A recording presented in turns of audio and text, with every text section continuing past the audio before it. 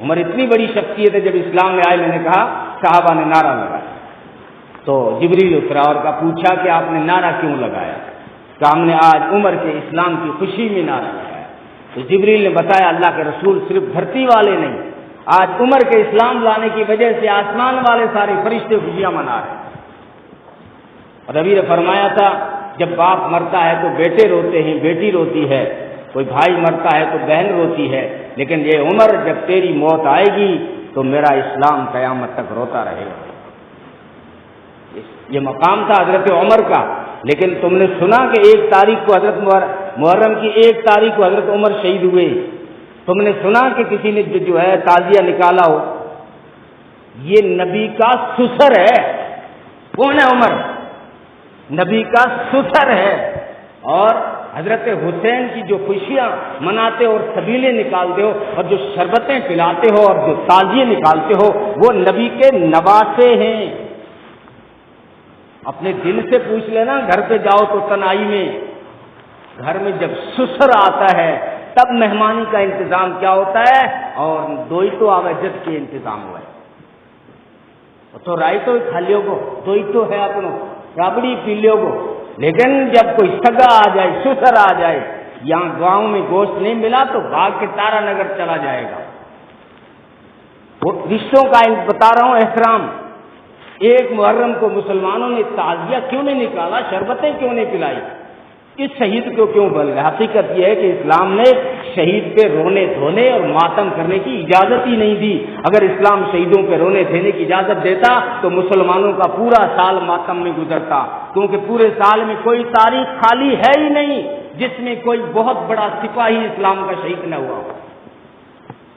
مسلمانوں کو پتہ ہے کہ ہم حسین کا بڑا بھائی حضرت حسن کب شہید ہوا؟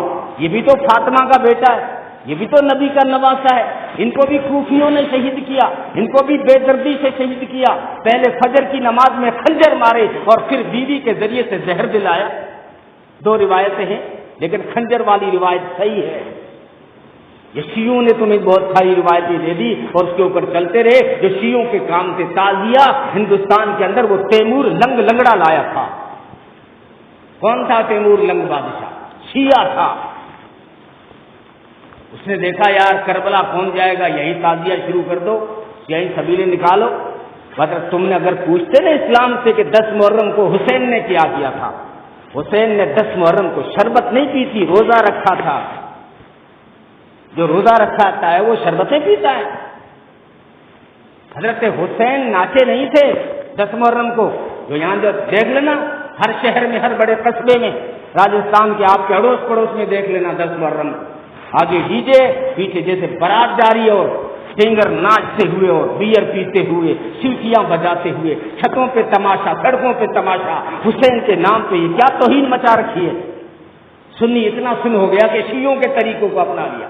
مولانا احمد رضا خان بریلوی، میں جو دیوبندیوں بریلوی کی بات نہیں کرتا، میں سنی کی بات کر رہا ہوں۔ مولانا احمد رضا خان بریلوی نے لکھا اپنی کتابوں میں، مولانا حشمت علی لاہوری نے لکھا، رضویوں نے لکھا، بریلویوں نے لکھا کہ تعزیہ منانا، شربتیں پینا اور 10 محرم کو ماتم کرنا اسلام میں حرام ہے، بدعت ہے، شرک ہے۔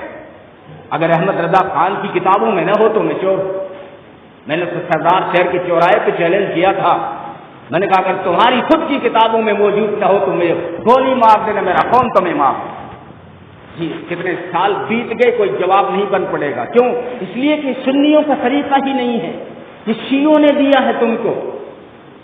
اپنا جرم چھپانے کے لیے انہوں نے جو ہے جلوس نکالا تھا، جیسے حضرت یوسف علیہ السلام کو بھائیوں نے کنویں میں ڈالا، لیکن اپنا جرم چھپانے کے لیے وہ روتے ہوئے آئے تھے حضرت یعقوب علیہ السلام کے پاس، ہائے ابا ہم تو چلے گئے، بھیڑیا کھا گیا، ہم نہیں تھے، یہی تماشا ہوا کربلا میں، ہم نہیں تھے یا حسین، ہم نہیں تھے، نہیں تو ہم بچا لیتے۔ ارے تم کیا بچا لیتے؟ وہاں کوئی آئس کریمیں کھانی تھی، تم نہیں تھے، ہم نہیں تھے، وہاں شربتیں پینی تھی، وہاں تلواروں کے نیچے خدا کا قرآن پڑھنا تھا، وہاں تلواروں کے نیچے رکوع کرنا تھا، وہاں تلواروں کے نیچے سجدے کرنا تھے۔ اگر تم ہوتے تو کب کے بھاگ جاتے ہوتے؟ تو حسین کا وہ تو حسین کا ایمان تھا جو تلواروں کے بیچ میں دشمن سے کہا اوے دشمن جنگ روک، مجھے وضو بنا کے نماز پڑھنی ہے۔ دشمن نے کہا مہلت نہیں دی جائے گی، تجھے پانی نہیں دیا جائے گا جو ہے تو وضو کرے، اور تجھے فرصت نہیں دی جائے گی کہ مٹی پہ تیمم کرے۔ جب یہ کہا دشمن نے تو حسین نے کہا اللہ تو گواہ رہنا، حسین کے جسم سے یہ خون بہ رہا ہے، آج حسین اسی خون سے وضو کر رہا ہے، اور لیکن حسین نماز نہیں چھوڑے گا۔ حسین نے جنگ کے دوران ظہر کی نماز کی نیت باندھ لی، اور مسلمان تعزیے کے پیچھے ظہر کی نماز چھوڑ دیتا ہے۔ دیکھ لینا، جھوٹ نہیں بول رہا ہوں، 10 تاریخ بہت قریب ہے، نوٹ کرنا اس چیز کو۔ 10 تاریخ آئے گی، ہاں حسین ہم نہیں تھے، ارے ظہر تو پڑھ لو۔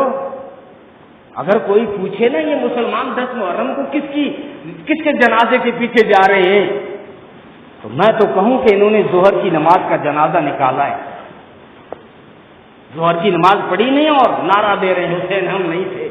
حسین نے ظہر کی نماز کا وقت آیا، تلواروں کے بیچ میں شاعر کہتا ہے نہ نازی کی ضرورت ہے نہ نیازی کی ضرورت ہے۔ ہم دو ہی چیزیں اپناتے ہیں، ناز کرتے ہیں یا مسلمان ہیں، یا پھر نیاز دلاتے ہیں۔ شاعر کہتا ہے نہ نازی کی ضرورت ہے نہ نیازی کی ضرورت ہے، میدان جنگ میں مردان غازی کی ضرورت ہے، ندا آتی ہے اب بھی کربلا کے ذرے ذرے سے، حسین ابن علی جیسے نمازی کی ضرورت ہے۔ نمازی ہو تو حسین جیسا ہو کہ جنگ کے میدان میں نماز نہیں چھوڑا۔ حسین نے 10 محرم کو شربتیں نہیں پی، حسین نے 10 محرم کو روزہ رکھا۔ پیاسے گئے اس لیے ہم شربت پلا رہے ہیں، روح ٹھنڈی ہو جائے گی۔ کس نے کہا پیاسے تھے؟ کس کی ہسٹری پڑھی؟ شیعوں کی کتابوں سے ہسٹری پڑھ کے مسلمانوں کو بتاتا ہے حسین نے 10 محرم کو روزہ رکھا ہوا تھا۔ جو روزہ رکھتا ہے وہ پانی پیتا ہے، جو روزہ رکھتا ہے وہ شربتیں پیتا ہے۔ حسین نے 10 محرم کو قرآن پڑھا، اگر تو حسینی ہے تو 10 محرم کو قرآن پڑھنا۔ حسین نے 10 محرم کو روزہ رکھا تھا، اگر تو مسلمان ہے حسینی ہے تو 10 محرم کو روزہ رکھنا۔ نبی نے فرمایا جو 10 محرم کو روزہ رکھے گا اس کے 1 سال کے گناہ معاف ہو جائیں گے۔ حسین نے اس پہ عمل کیا تھا۔ حسین نے تو شہادت کی رات قرآن پڑھا، اور تم تو مہندیاں میں اچانک شادی ہو رہی تھی قاسم کی، وہاں جنگ ہو رہی تھی، تمہیں شادیاں یاد ہیں؟ کسی صحیح روایت میں نہیں ہے شادی، شیعوں نے تمہیں ڈورے بنا کے دے دیا۔ قاسم کی شادی ہو رہی تھی، عورتیں دیکھا لوٹا لے کے جا رہی ہیں، ارے برہمنوں کی ہو یا مسلمانوں کی ہو تو